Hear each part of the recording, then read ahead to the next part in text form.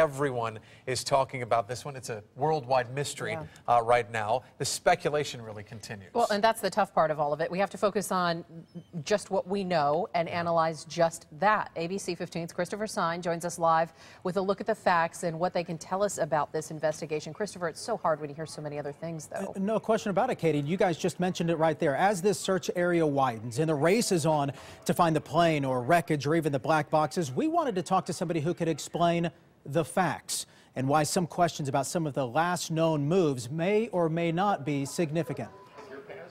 With 41 years of cockpit experience, Ron Nielsen is certainly interested in the disappearance of the jumbo jet. Any pilot who says he's not is lying. He's also against the speculation.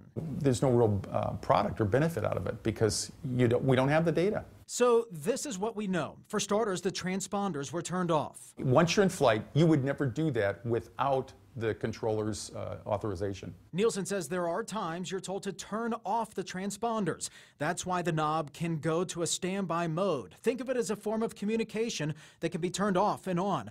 As for the engines, which continue to relay information about the health of the engines, that's probably 20-year-old technology now. Engine monitoring is, I mean, I've landed when you get to the gate and they said, hey, we noticed you need a couple quarts of oil. Really?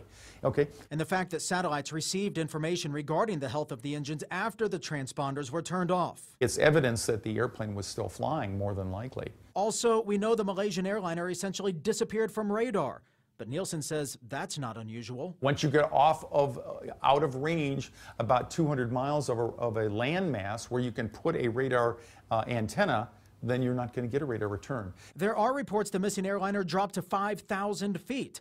At that altitude, Nielsen says it could escape radar detection as well. That was a wartime strategy in the Cold War, was for the bombers to drop down low level so that the enemy defenses would not have as much time to see them.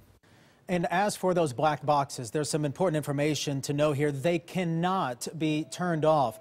Nielsen says there have been some inaccurate reports regarding the black boxes, and we do know that they ping, they send out a signal, Katie, and if this black box, for example, is down in the water right now, the battery that sends out that ping, if you will, via sonar, there's only now 20 days left for that battery to continue to send out that signal. Yeah, so the countdown is on, and even the black box itself, not black. Exactly. We learned, it's orange. So all these things coming out of this. Christopher, keep us updated as you hear more, and count on us for the very latest on the missing Flight 370. Stay with ABC 15 or anytime on our website at abc15.com and ABC 15 Mobile.